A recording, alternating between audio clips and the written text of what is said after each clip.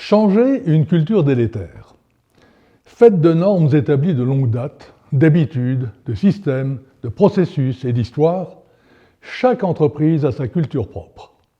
Il arrive souvent, à la suite de difficultés de divers ordres, qu'elle devienne délétère, se nourrissant de rumeurs, de dénigrements et de pensées négatives, annihilant ainsi toute perspective de redressement.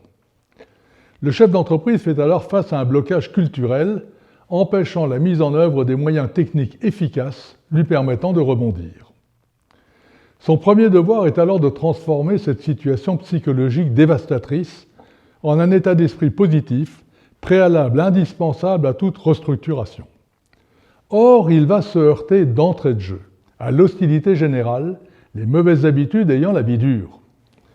Alors, comment procéder ? La première chose à faire est de définir clairement la vision qui est la sienne à long terme et la mission qu'il donne à l'entreprise pour la réaliser. Quelques lignes suffisent. Il faut faire l'effort de simplifier à l'extrême pour pouvoir être compris de tous et pas seulement des quelques happy fews qui l'entourent.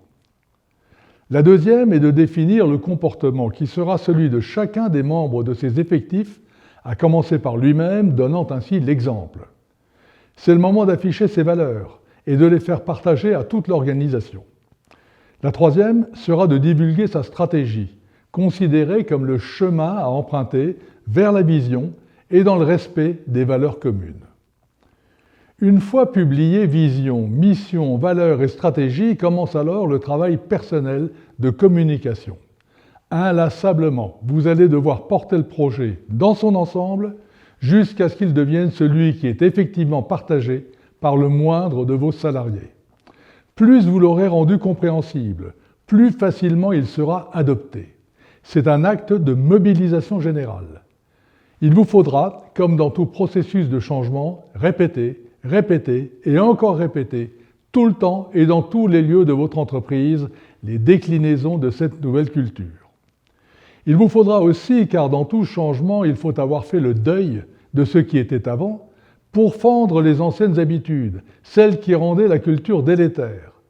Désormais, interdiction de se critiquer l'un l'autre, refus des rumeurs, des fausses nouvelles autour de la machine à café et des commentaires systématiquement négatifs. Sachez convaincre vos proches collaborateurs de participer à votre évangélisation par la parole et par l'exemple aussi. Cette nouvelle culture se diffusera alors bien plus rapidement. Et si certains d'entre eux ne la partagent pas, vous devrez envisager de vous en séparer.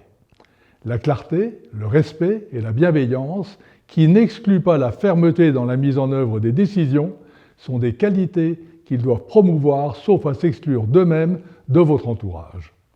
Une culture d'entreprise forte et positive est le terreau sur lequel vous pouvez faire grandir à la fois votre entreprise et tous ses participants.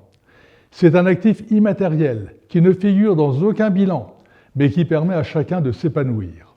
Alors surtout, ne le négligez pas et acceptez de payer de votre personne pour en faire le lit de votre succès.